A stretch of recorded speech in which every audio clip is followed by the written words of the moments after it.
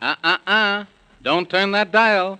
This is the right station if you want to hear about Jonathan Thomas and his Christmas on the Moon.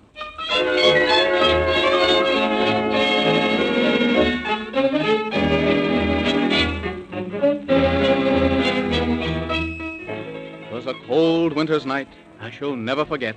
Santa Claus came in, and his feet were quite wet. He sat down by the fire and said, "I'll get warm. Never before have I seen such a storm." Just then, at the door, there came a loud knock. When I opened it up, I got such a shock. The wicked Squibbobliums came out of the night and kidnapped Santa Claus, but they had a good fight. They said, "We will see there's no toys this year. We hate all this nonsense about Christmas cheer." Well, Jonathan Thomas and the Man in the Moon have promised they'll find him and bring him back soon. Oh, Jonathan Thomas is just a wee lad. He's doing his best, and what trouble he's had. But with the Man in the Moon and Gorgonzola the horse, there isn't a doubt that they'll find him, of course. They're now on the way to Squibboblium land. It's a dangerous road, and I understand there's dwarfs and goblins and all such things, and nightmare forests and fairy rings.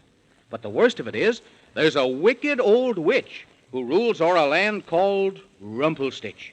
She brews bad magic, but although she may scheme, she's dreadfully afraid of the Fairy Queen. For the good Fairy Queen knows a charm or two.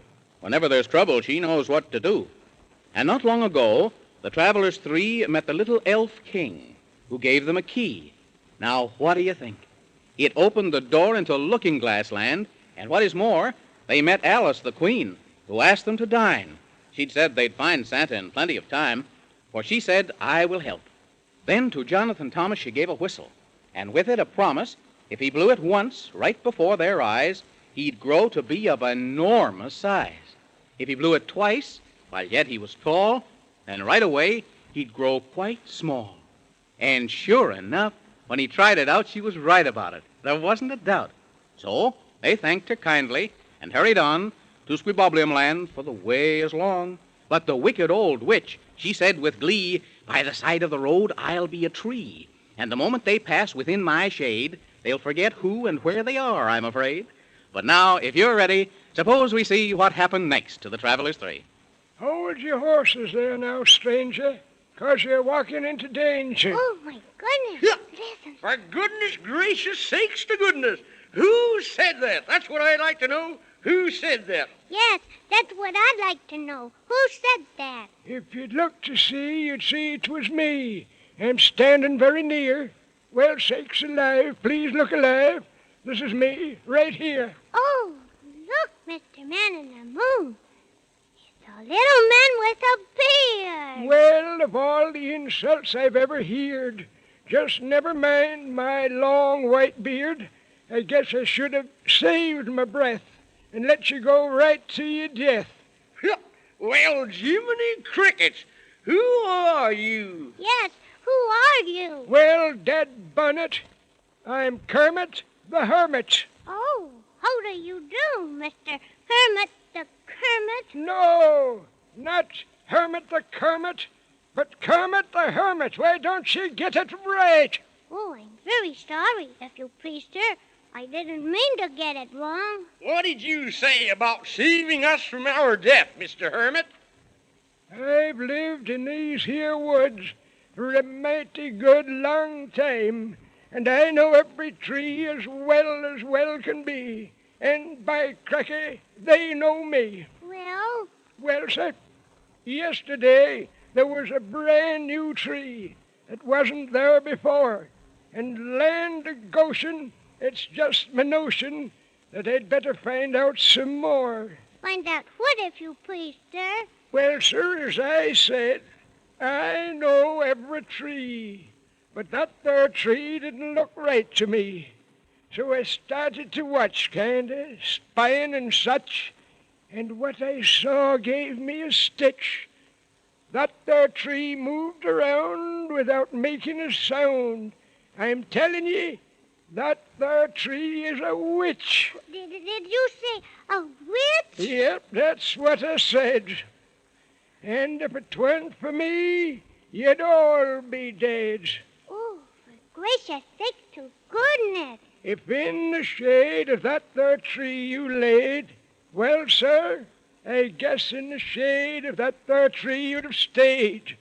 On account of that there shade is a spell, which I can tell very well, which that there wicked old witch has made. Well, we're very grateful to you, Mr. Hermit the Kermit. Dad burn it, it isn't Hermit the Kermit, 'tis Kermit the Hermit, Dad burn it! Oh, Oh, for goodness sakes to goodness. We are sorrier than sorry. I humbly apologize.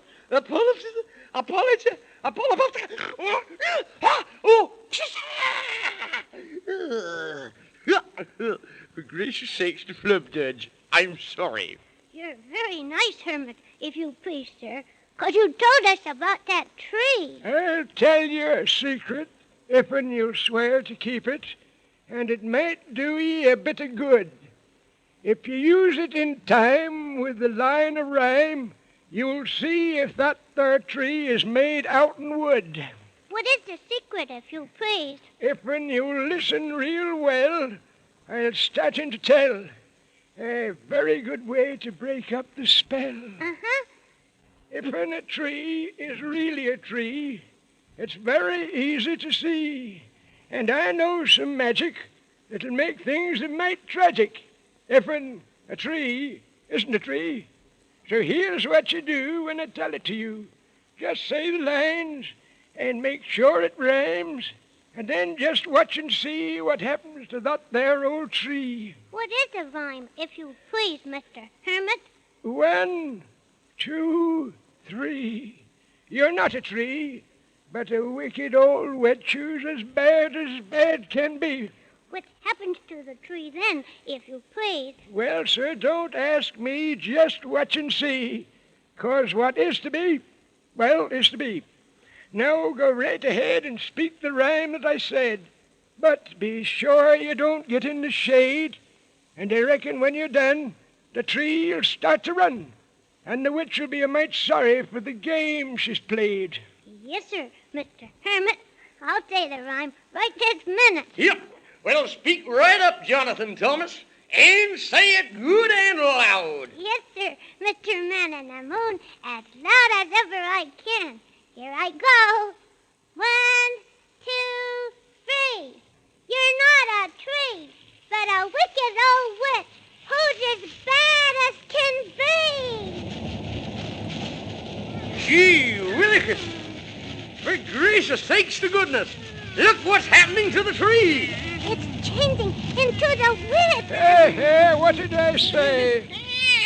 Curses on you for your tricks. You've put me in a terrible fix. You'd better hurry up and go away from here, or we'll throw a lion growl at you. Yes, we'll throw another growl at you. That's what. Oh, yes, I'll go, but I'll come back, and that's a fact. That I'll yet find a way to keep my promise.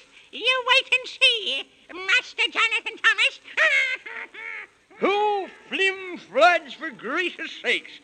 Someday that old witch is going to make me so mad, she'll wish she hadn't. She ought to mind her own porridge and leave us alone, hadn't she, Mr. Man in the Moon? I should say so. But now it's time to go. But before we go, we want to say to you, Mr. Hermit the Kermit. Dad Bunnet, the name is Kermit the Hermit. Not Hermit the Kermit, Dad Bunnet. Oh, yes, to be sure. But what I wanted to do was to say that we are very grateful to you. Yes, we're very grateful to you, Mr. Hermit. Well, sir, I do declare that's very fair. Yes, sir. And if we can ever help you, just let us know. And now, come on, Jonathan Thomas. We've got to go. Goodbye, Mr. Hermit. Goodbye, Mr. Hermit. Yes, sirree. Goodbye. Gracious to goodness. Oh, look, Mr. Man in the Moon. He disappeared in a great big puff of smoke. My sakes, I wonder what it takes to do such magic as that. It's probably vanishing cream. That's what it is, vanishing cream. Well, come on, Jonathan Thomas. It's growing late and we'll have to hurry. It's getting dark, too. Oh, what's that just ahead of us? Gee willikers, It's the pea soup fog, Jonathan Thomas. The pea soup fog? I never heard of that. Yep. It's 1 mile wide and 3 miles high.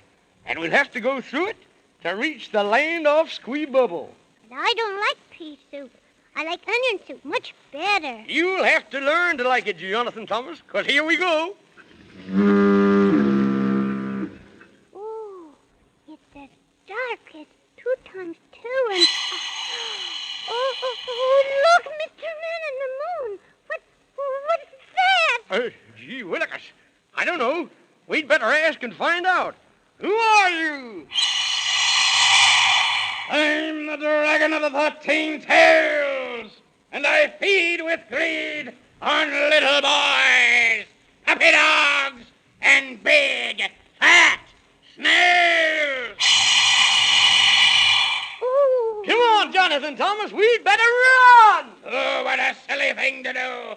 But I can run faster than you, and I'll have such fun eating you up one by one.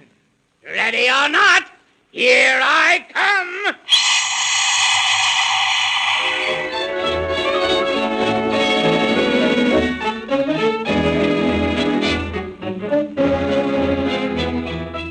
Oh, my goodness to gracious. Out of the frying pan into the fire. Poor Jonathan Thomas and the Man in the Moon are having such a dreadful time trying to rescue poor old Santa Claus. And wouldn't it be dreadful if they got gobbled up by the dragon when they're almost to the land of Squeebobble? But whether they did or not, I don't know. We'll just have to wait until the next story of Jonathan Thomas to find out. So don't forget to listen, will you? I won't.